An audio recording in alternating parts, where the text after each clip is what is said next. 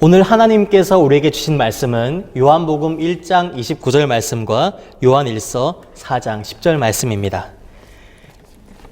제가 봉독해 드리겠습니다. 이튿날 요한이 예수께서 자기에게 나오심을 보고 이르되 보라 세상 죄를 지고 가는 하나님의 어린 양이로다. 요한일서 4장 10절입니다. 사랑은 여기 있으니 우리가 하나님을 사랑한 것이 아니요 하나님이 우리를 사랑하사 우리 죄를 속하기 위하여 화목 제물로 그 아들을 보내셨음이라. 아멘. 이 시간에는 예수님은 하나님의 어린 양이세요 라는 제목으로 하나님 말씀을 전하겠습니다. 소년부 여러분 모두 평안하신가요?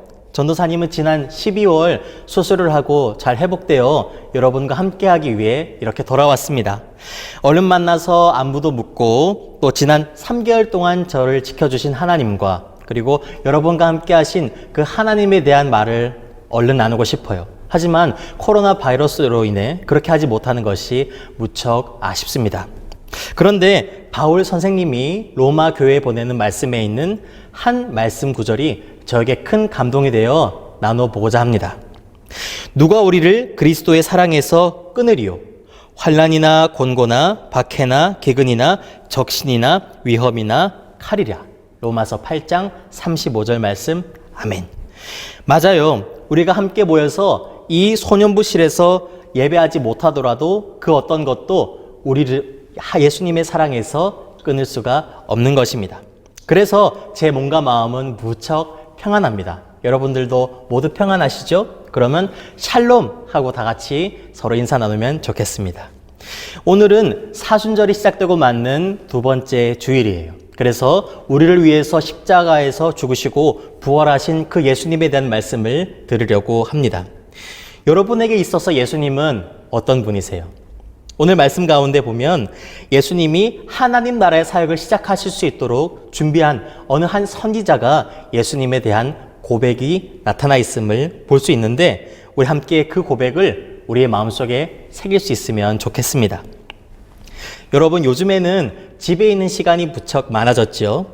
답답하긴 하지만 그래도 한 가지 좋은 점이 있어요. 바로 가족과 함께하는 시간이 많아졌다는 점이죠. 전도사님도 지난 3개월 동안 집에서 요양하면서 가족들과 함께 식사하는 시간이 가장 행복한 시간이었습니다. 그럼 여러분들이 온 가족과 함께 모여 앉은 저녁 식사 시간을 생각해 보면 좋겠어요. 가족을 위해서 정성을 들여 준비한 식탁이 있습니다. 보글보글 끓인 찌개도 있고 방금 갓 구운 고등어도 있고 그리고 다양한 채소와 제가 가장 좋아하는 고기 반찬도 있네요. 영양분이 다 풍부한 음식들이에요. 저는 요리 솜씨가 별로이지만 유튜브 영상을 참고한다면 어렵지 않게 그 요리들을 다 만들 수가 있을 거예요. 굳이 바다에 가서 고등어를 잡지 않더라도 그리고 밭에 나가 채소를 수확하지 않더라도 그리고 우리에 가서 소나 돼지를 키우지 않더라도 말이에요. 왜냐하면 마트에 가서 살 수 있기 때문입니다. 농부와 어부의 고생이 있었기 때문에 우리가 그것들을 다 얻을 수가 있는 것이죠. 그리고 우리는 농부와 어부분들의 수고에 대한 대가로 값을 지불하고 그것들을 구입할 수가 있어요. 이처럼 우리 주변에 있는 것들을 우리는 그 대가를 지불해야만 구할 수가 있게 되죠. 하지만 이 세상에 거의 모든 것들에는 대가가 필요하지만 대가 없이 희생하는 분들도 계세요. 누굴까요? 바로 우리 주위에 계시는 바로 우리를 키워주신 부모님들입니다. 우리는 무심코 지나갈 수 있지만 부모님들께서는 저와 여러분들을 키우기 위해서 많은 고생을 그리고 희생을 하셨어요. 만약에 여러분에게 오늘 먹은 밥값을 부모님이 지불하라고 말씀하실 수 있을까요? 그리고 여러분이 입고 있는 옷값을 지불하라고 하실까요? 전혀 그렇지 않습니다. 어머니 뱃속에서부터 지금 초등학교 고학년이 된 지금까지 여러분을 키우느라 고생하시고 희생하신 부모님들은 어째서 아무런 대가도 값도 받지 않으시는 것일까요? 그것은 바로 우리를 다 사랑하시기 때문입니다. 사랑하기 때문에 희생을 하더라도 값을 받지 않으시는 거예요. 그리고 우리를 사랑하기 때문에 희생하고도 그 값을 받지 않는 분이 한 분도 계세요. 바로 예수님입니다. 자, 오늘 요한복음 말씀을 찬찬히 읽어보면 한 선지자 세례 요한이 등장하고 있어요. 세례 요한이 있는 곳이면 항상 사람들이 북적였습니다. 왜냐하면 세례 요한의 말에는 하나님의 능력이 있었고 그리고 많은 사람들을 회개하도록 해서 물로 세례를 주고 있었기 때문이죠. 그래서 사람들은 세례 요한을 가리켜서 구약의 엘리야 예언자나 혹은 또 다른 예언된 훌륭한 예언자가 아닌가 생각했습니다.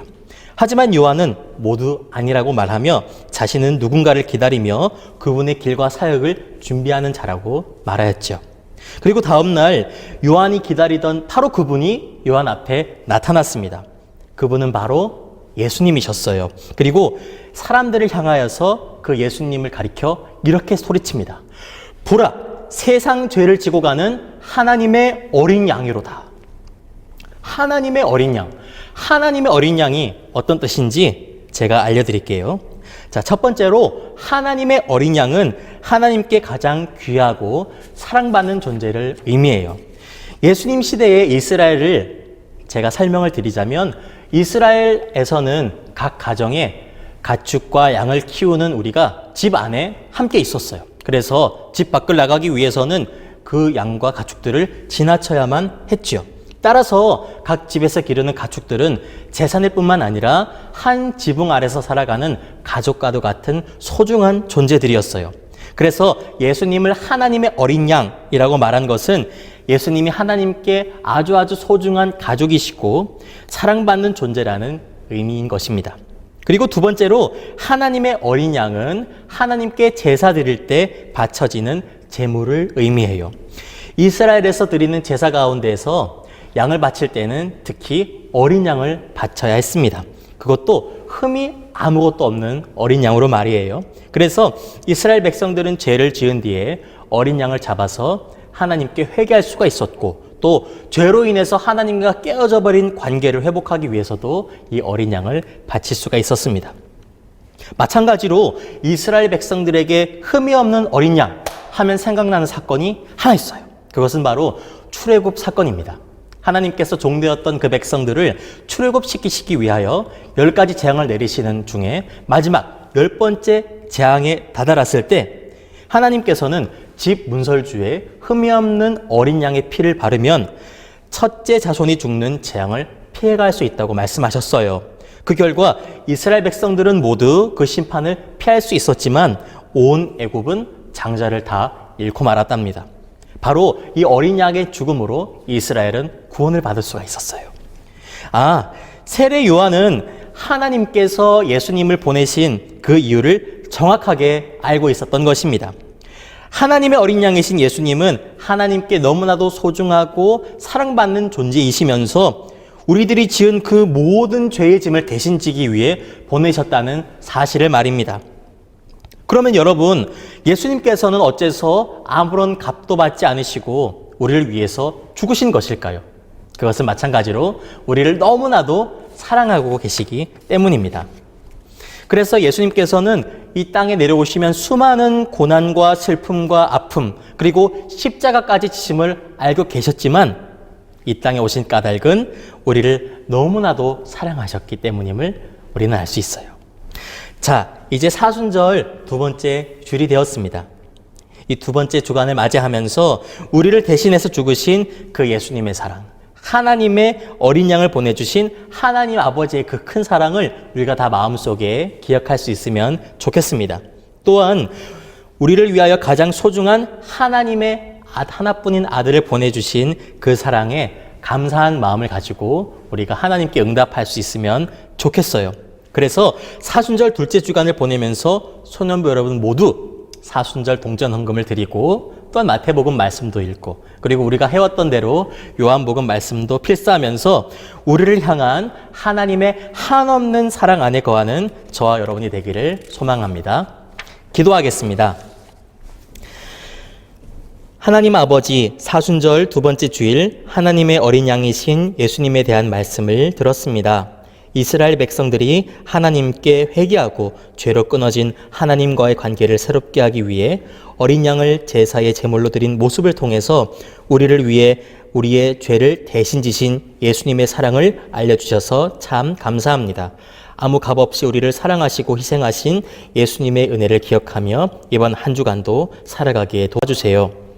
그리고 함께 모이지 못하더라도 소년부 모든 친구들이 건강하게 하시고 우리들의 마음 가운데 하나님의 말씀과 은혜가 떠나지 않게 붙잡아 주세요.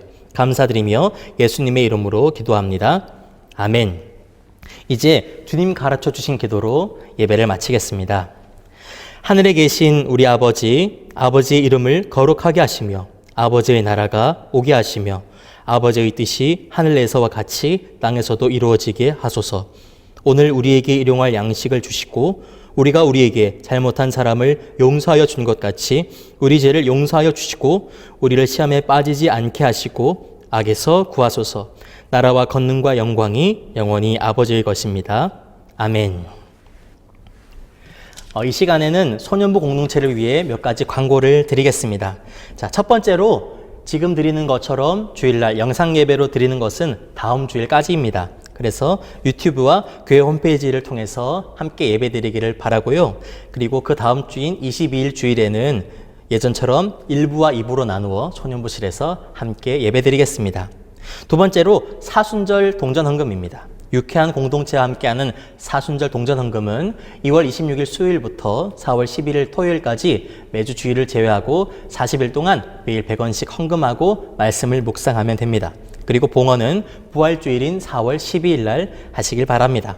셋째로 성경 읽기와 성경 필사입니다. 매월 성경 읽기 범위로 이번 주는 마태복음 16장에서 22장까지이고 성경 필사는 요한복음 10장입니다. 모두 5절 이상씩 필사하면 좋겠습니다. 자, 여러분 가정에서도 영상 예배를 통해서 하나님과 교제한 여러분이 되기를 축복합니다. 다음 주에 만나요.